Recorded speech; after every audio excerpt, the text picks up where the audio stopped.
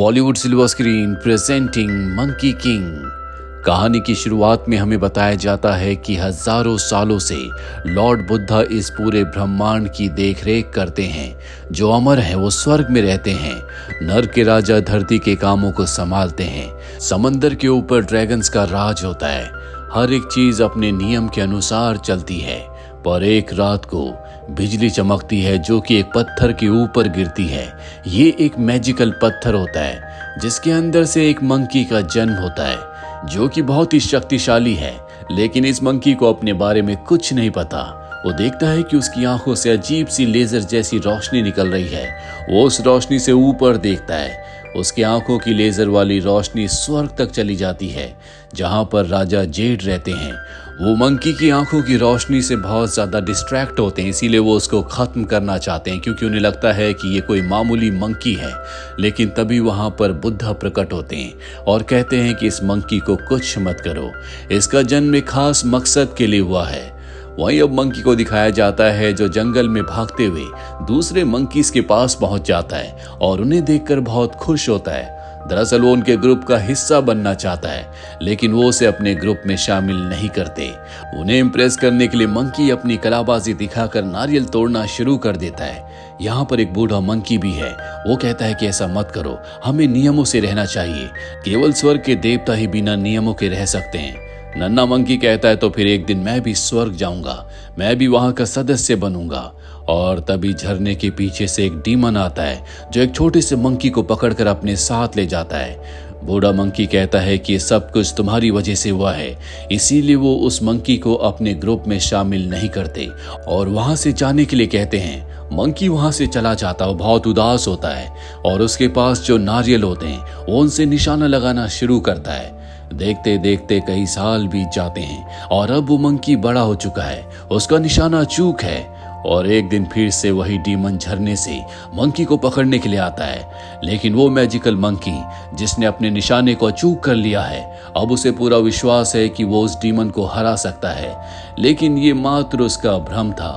वो डीमन एक बार फिर से एक छोटे मंकी को उठाकर अपने साथ ले जाता है और अब इस मैजिकल मंकी को लगता है कि उसे एक हथियार की जरूरत है। उससे वो उस डीमन का सामना करके उसका खात्मा कर सकता है और उस तरह के हथियार को लेने के लिए उस समंदर के अंदर यानी कि ड्रैगन्स की दुनिया में चला जाता है जहां पर हमें ड्रैगन किंग को दिखाया जाता है जिसके सामने एक ग्लोइंग कॉलम है जो कि एक बहुत खतरनाक हथियार है। वो अपने लोगों को बताता है कि इस हथियार की मदद से मैं पूरी दुनिया से हर एक इंसान हर एक चीज को खत्म कर सकता हूँ और अब वक्त आ गया है जब मैं इसका इस्तेमाल करूं। तभी वहां पर मंकी पहुंच जाता है जो उस हथियार से यानी कि ग्लोइंग कॉलम से बात करता है। ग्लोइंग कॉलम उसे बताता है कि मैं पिछले कई सालों से किसी शक्तिशाली जीव का इंतजार कर रहा था। मंकी कहता है क्यों ना तुम छोटे हो जाओ और मंकी के कहने पर वो एक छोटा हथियार बन जाता है। जिसके बाद मंकी उसे लेकर समंदर की दुनिया से अपनी दुनिया में वापस आ जाता है और अब ड्रैगन किंग इस बात से परेशान है कि एक छोटा सा मंकी उसका शक्तिशाली हथियार लेकर यहाँ से चला गया। इसीलिए वो स्वर्ग के राजा जेड से कांटेक्ट करता है लेकिन जेड उसकी कोई मदद नहीं करता क्योंकि बुद्धा ने मंकी को हार्म करने से मना किया था। वही मंकी के पास सबसे खतरनाक हथियार ग्लोइंग कॉलम है। उसे लेकर वो डीमन का सामना करने के लिए जाता है जहां पर वो नन्ना मंकी यानी कि कब भी है। वो डीमन का सामना करता है और उस हथियार से वो डीमन के ऊपर हमला करके उसे स्वर्ग भेज देता है यानी कि अब धरती पर उसका आतंक खत्म हुआ। वो कब की रक्षा करके उसे बचाकर वापस ले आता है और अब यहाँ पर जितने भी मंकीज हैं उसकी बहादुरी से बहुत खुश होते हैं और उसे मंकी किंग कहकर बुलाते हैं यानी कि अब वो इन सब का लीडर है। यहाँ पर जो बूढ़ा मंकी होता है वो कहता है कि ये जो कॉलम है सिर्फ स्वर्ग के यानी कि अमर जीवों को ही चलाने का अधिकार है। इसीलिए मंकी जेड से प्रार्थना करता है कि उसे अमर कर दिया जाए। बूढ़ा किंग कहता है कि वो तुम्हारी कभी नहीं सुनेंगे। जब तक तुम कई सारे डीमंस को नहीं हरा देते तब तक उनकी नजर तुम पर नहीं पड़ेगी। और अब मंकी किंग तय करता है कि वो कम से कम 100 डीमंस को हराएगा। इसीलिए वो अपने सफर पर निकल पड़ता है। देखते ही देखते वो 99 डीमंस को हरा देता है। अब उसे एक और डीमन को हराना है जिसकी तलाश में वो एक गांव में जाता है। उसे पता चलता है कि यहाँ पर एक फीमेल डीमन है जिसके आतंक से हर कोई परेशान है और अब मंकी किंग उसका सामना करके उसे हराना चाहता है। उसके सामने एक लड़की आती है जिसका नाम लिन है। मंकी किंग कहता है कि ये 100वां डीमन है जिसे मैं हराने वाला हूँ। जैसे मैं इस डीमन को हराऊंगा तो तुम सब पटाखों से मेरी जीत की खुशियां मनाओगे, ताकि अमर जीवों को पता चल जाए कि मैं जीत गया, मैंने 100 डीमंस को हरा दिया और वो मुझे यहाँ पर लेने आए। सब उसकी शर्त को मान जाते हैं और अब वो फीमेल डीमन उसके सामने आ जाती है। मंकी किंग कहता है कि तुम यहाँ से हमेशा के लिए पाताल में चली जाओ, लेकिन वो उसकी बात नहीं मानती और अब इन दोनों के बीच में घमासान युद्ध शुरू हो जाता है। मंकी किंग के पास जो कॉलम है वो अपने उस कॉलम से उसके हर एक प्रहार को निस्तो नाबूद कर देता है और आखिरी में वो उसे पाताल लोक में भेज देता है। लेकिन इन दोनों की लड़ाई की वजह से गांव के बहुत सारे घर जल चुके होते हैं। लिन मंकी किंग से बहुत इम्प्रेस होती है और कहती है कि मैं चाहती हूँ कि तुम मुझे अपना शिष्य बना लो, इस दुनिया में मेरा कोई नहीं है। और अब मंकी किंग की गलती से यहाँ पर जो पटाखों की एक पूरी फैक्ट्री होती है उसमें आग लग जाती है, जिस वजह से बहुत धमाका होता है। लेकिन मंकी किंग ने अपने वादे के मुताबिक उस फीमेल डीमन को हराया है, इसीलिए हर कोई उसका शुक्रिया अदा करता है।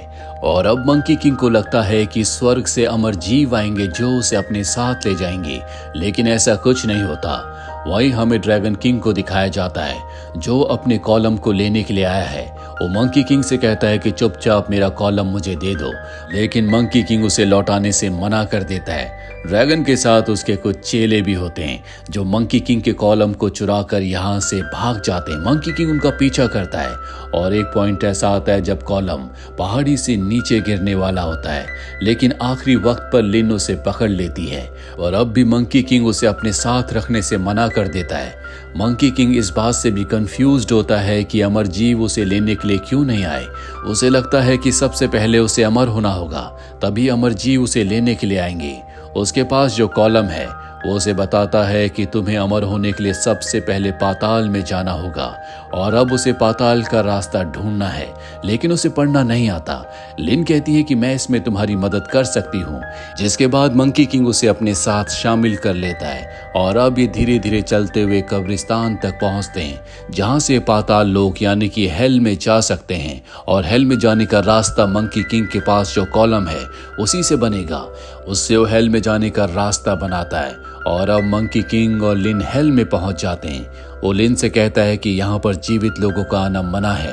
ये एक ऐसी जगह है जहाँ पर हर एक इंसान की मृत्यु का वक्त लिखा हुआ है और अगर मैं यहाँ से अपनी मृत्यु के वक्त को हमेशा के लिए मिटा दूं तो मैं अमर हो जाऊंगा, मैं कभी नहीं मरूंगा। इसके बाद ये दोनों के दोनों उस जगह पहुंच जाते हैं जहाँ पर वो सूची है, जहाँ पर हर एक इंसान के, हर एक जीव के मरने का वक्त लिखा हुआ है। और इससे पहले कि वो अपनी उस सूची को ढूंढता, यहाँ पर यामा आ जाता है जो अपने बहुत सारे रूप बना लेता है।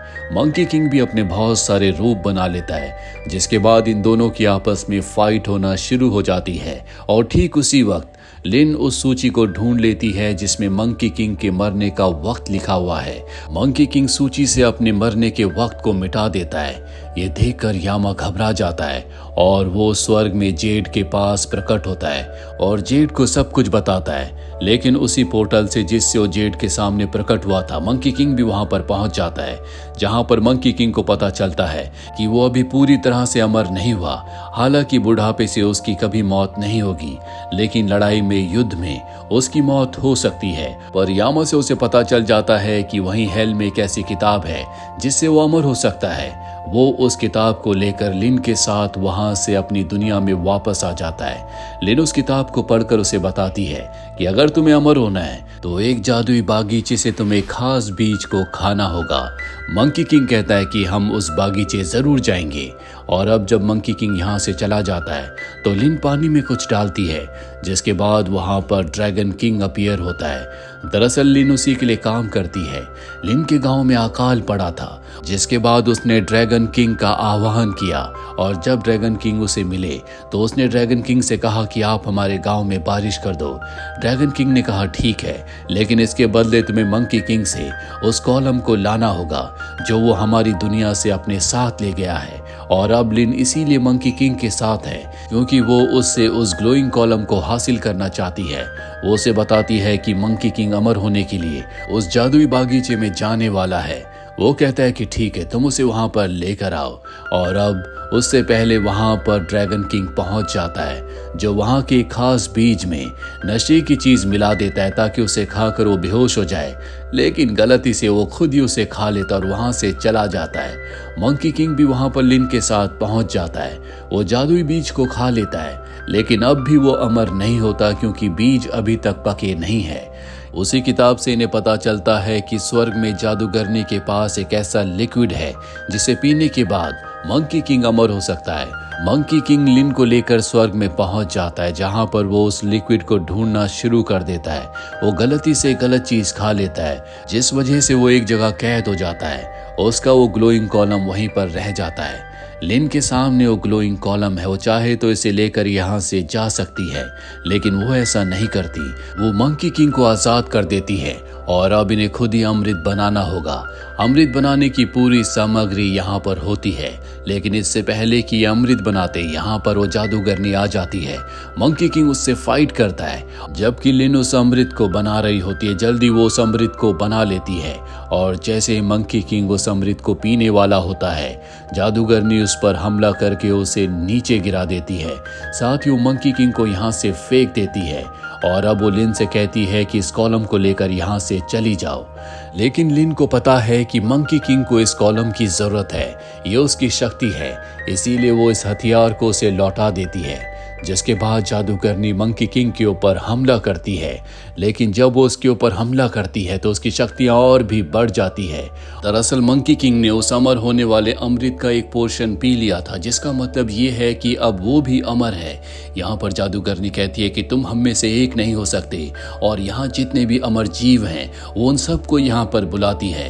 लिन कहती है कि हमें यहाँ से चलना चाहिए।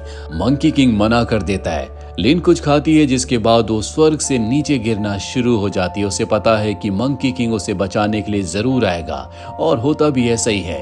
मंकी किंग उसे बचा लेता है, लेकिन वो लिन पर बहुत गुस्सा है। वो कहता है कि मैं वहां पर स्वर्ग में सभी जीवों को हराकर उनका राजा बनना चाहता था, लेकिन तुम्हारी वजह से मुझे यहाँ वापस आना पड़ा। लिन कहती है कि तुम हमेशा लोगों को हराकर खुश नहीं रह सकते। मैं चाहती हूँ कि तुम अपने कॉलम को मुझे दे दो।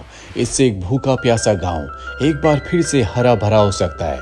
लेकिन मंकी किंग ऐसा करने से मना कर देता है, और अब लिन अपने दिमाग का इस्तेमाल करती है। वो कहती है मैं देखना चाहती हूँ तुम पानी के अंदर कितनी देर तक सांस रोक कर रह सकते हो।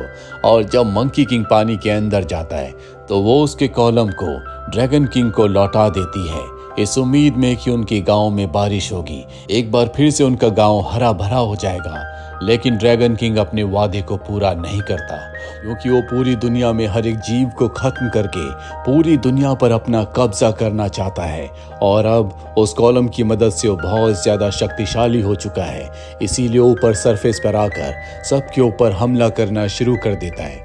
मंकी किंग लिन से बहुत नाराज है, लेकिन अब वो अपने कॉलम को दोबारा से हासिल करना चाहता है, इसीलिए वो ड्रैगन किंग का सामना करने के लिए जाता है। लिन ड्रैगन किंग से झूठ बोल देती है कि अगर तुम मंकी किंग के ऊपर लाइटनिंग से हमला करोगे तो उसका खात्मा हो जाएगा। उसकी बात सुनकर वो ऐसा ही करता है, और जब वो उसके ऊपर लाइटनिंग से हमला करता है तो वो समंदर में गिरता है जहां पर वो कॉलम है। मंकी किंग को एक बार फिर से कॉलम मिल चुका है, और अब उसकी शक्तियां पहले से भी ज्यादा बढ़ चुकी हैं, जिस वजह से ड्रैगन किंग उसके सामने टिक नहीं पाता।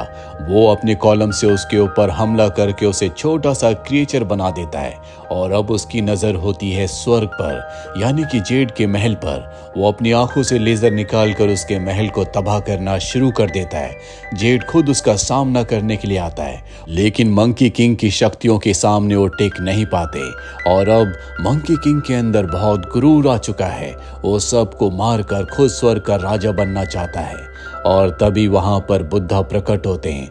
लिन कहती है कि उसके अंदर अब भी अच्छाई है, और अब बुद्धा लिन की वॉइस में मंकी किंग से कहते हैं कि अगर तुम स्वर्ग के राजा बनना चाहते हो तो बुद्धा की हथेली से बाहर निकल जाओ। अगर तुमने ऐसा किया तो तुम्हें स्वर्ग का राजा बना दिया जाएगा। मंकी किंग को लगता है कि ये बहुत छोटा काम है। बुद्धा उसे अपनी हथेली में उठा लेते हैं, और अब वो वहां से निकलने की कोशिश करता है, लेकिन मंकी किंग को नहीं पता था कि बुद्धा की हथेली में पूरा ब्रह्मांड वास करता है, जहां पर वो एकमात्र रेत के तिनके के बराबर है। बहुत कोशिश करने के बाद भी वो वहां से नहीं निकल पाता, जिसके बाद बुद्धा उसकी छड़ी उससे छीनकर उसे चट्टानों के बीच में कैद कर देते हैं और कहते हैं कि अगले 500 सालों तक तुम्हें यहाँ पर ध्यान करना होगा। मंकी किंग उस पहाड़ी के अंदर कैद है। लिन उसके पास जाती है, जो उसके कॉलम को उसे लौटा देती है और मोटिवेट करती है कि तुम्हें बुद्ध के आदेशों का पालन करना होगा। ये दोनों एक दूसरे को अलविदा कहते हैं और अब मंकी किंग वहां पर ध्यान करना शुरू कर देता है। देखते ही देखते 500 साल बीत जाते हैं और अब धरती पूरी तरह से बदल चुकी है, जहां पर राक्षसों का आतंक है। और मंकी किंग का जन्म इसीलिए हुआ था ताकि वो इन राक्षसों का अंत कर सके। बुद्धा के कहने पर उस पहाड़ी को खोल दिया जाता है, यानी कि अब मंकी किंग आजाद होकर इन सभी राक्षसों का खात्मा करेगा। और यहीं पर ये कहानी खत्म हो जाती है।